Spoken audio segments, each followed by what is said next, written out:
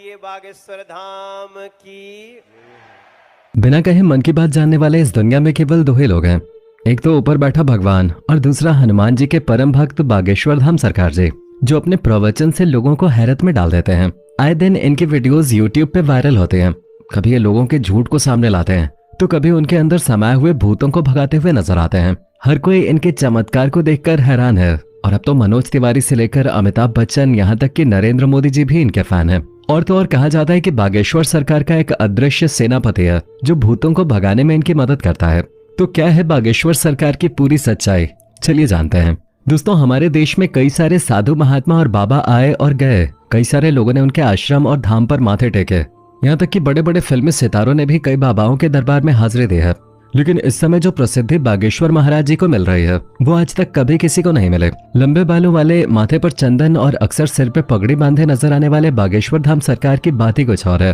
और इस चीज का सबसे बड़ा सबूत बड़े बड़े फिल्मी सितारों का इनके धाम पर आकर प्रवचन और गीत सुनना है। फिर चाहे मोदी सरकार के सबसे दिग्गज नेताओं में से एक और मशहूर गीतकार मनोज तिवारी हो, या फिर साउथ इंडियन फिल्म इंडस्ट्री के सुपरस्टार सुमन तलवार हो, जिन्होंने बागेश्वर धाम आकर बाबा के नाम पे ठुमके भी लगाए और हाथ जोड़कर नमस्कार भी किया। अभी हाल ही में सदी के महानायक अमिताभ बच्चन जी की भी एक वीडियो बहुत ही ज्यादा वायरल हो रही थे, जिसमें वो बैठकर बाबा के कीर्तन का आनंद ले रहे थे। पर दोस्तों, ये सब कुछ एक रात का चमत्कार नहीं है, बल्कि इसके पीछे एक ऐसे बच्चे की कहानी छुपी हुई है जिसके संघर्षों के बारे में जानकर आपके भी होश उड़ जाएंगे। क्योंकि सोशल मीडिया पे एक बार अगर कोई वायरल हो जाता है तो उसकी जिंदगी बदल जाती है। लेकिन बागेश्वर धाम सरकार तो हर हफ्ते वायरल होते हैं। उनकी वीडियोस ट्रेंडिंग पे जाते हैं और लोग अपना सारा काम धाम छोड़कर इनकी बातें सुनते रहते हैं। हजारों की संख्या में लोग अपनी मनोकामनाओं को पूरा करवाने और अपनी तकलीफों को दूर भगाने के लिए बागेश्वर धाम दर्शन के लिए पहुंच जाते हैं। और ये सब कुछ मुमकिन हो पाया है बागेश्वर धाम जी के चमत्कारों की वजह से। कहा जाता है कि स्वयं हनुमान जी की कृपा बागेश्वर बाबा के ऊपर बनी हुई है और उन्हीं की असीम शक्तियां हैं, जिनकी सहायता से बागेश्वर धाम सरकार किसी के भी मन की बात को जान लेते हैं और उसके बताने से पहले ही कागज पे उसकी समस्याएं लिख देते हैं, जिसके कई सारे प्रमाण अपने वीडियोस के जरिए देखे होंगे। स्टेज पर आकर जब कोई अपनी परेशानी बताता है तो बागेश्वर सरकार उसे पहले से ही लिखे हुए पन्ने को पढ़ने के लिए कहते हैं, जिसे देखकर भक्तगण पूरी तरह से आश्चर्यचकित रह जाते हैं। क्योंकि जो दुख और परेशानियां उन्होंने बाबा को अभी बताई भी नहीं थी, उनके बारे में बाबा पहले से ही पन्ने में लिख चुके थे। जिसके बाद बाबा सभी के सामने परेशानियों का हल बताते हैं और ये विश्वास दिलाते हैं कि भक्तों की परेशानी दूर हो जाएगी। लेकिन बागेश्वर धाम काफी सख्त मिजाज के भी हैं, क्योंकि अगर कोई इनके सामने झूठ बोलता है या फिर गलत नियत के साथ अपनी इच्छाएं लेके पहुंच जाता है तो ये उसकी पोल खोलने में भी कोई कसर नहीं छोड़ता। और आजकल तो बागेश्वर सरकार भूत प्रेतों को भगाने में एक्सपर्ट बन गए हैं। इनके दरबार पे अलग अलग तरह की हरकतें करने वाले लोग इकट्ठा होते हैं और बाबा उन सभी के भूतों को चुटकियों में भगा देते हैं, क्योंकि इनके ऊपर हनुमान जी की असीम कृपा है। वो कहते हैं ना कि भूत पिचाश निकट नहीं आवे, महावीर जब नाम सुनावे। और महावीर से याद आया, जो लोग हनुमान जी के परम भक्त हैं वो कमेंट बॉक्स में जय श्री राम लिखना न भूलें।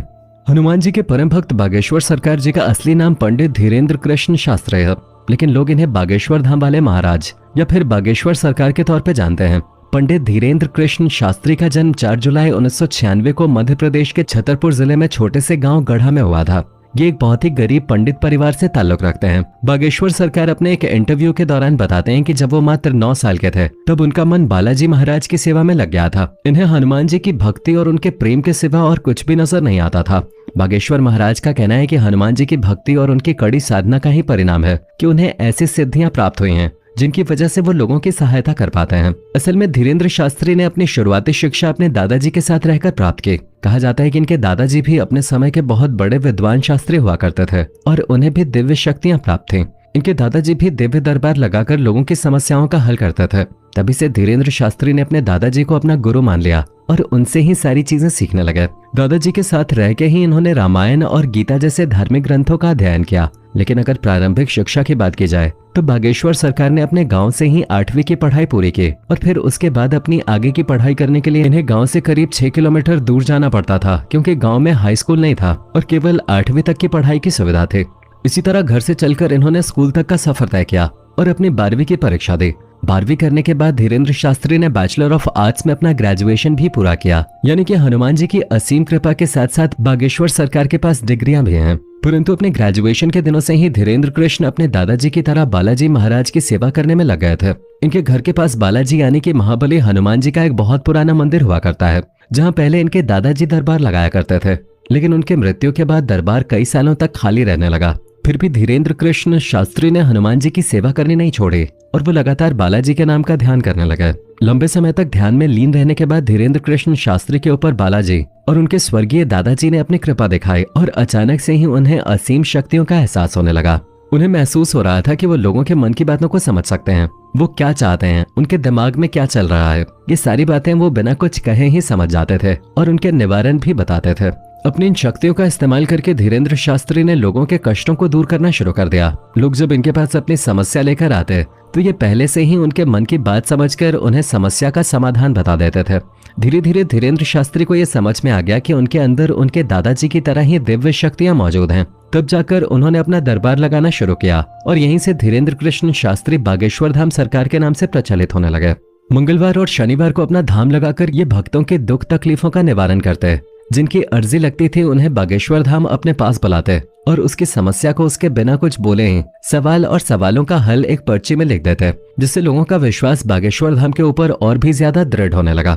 आप ये जानकर हैरान रह जाएंगे कि बागेश्वर धाम सरकार ने केवल भारत ही नहीं बल्कि पूरी दुनिया में अपने दरबार लगाए हैं और लाखों की भीड़ को इकट्ठा करके उनकी मदद कर चुके हैं। कुछ लोग तो इन्हें साक्षात भगवान समझते हैं, हालांकि कुछ महिलाएं ऐसी भी हैं जो बागेश्वर धाम की खूबसूरती को देखकर उनके ऊपर अपना दिल हार बैठते हैं और उनकी बातें सुनने और उन्हें एक नजर देखने के लिए उनके धाम पहुंच जाते हैं। पर अपने सख्त मिजाज के लिए मशहूर बागेश्वर धाम का ध्यान इस तरह की चीजों पे बिल्कुल भी नहीं लगता।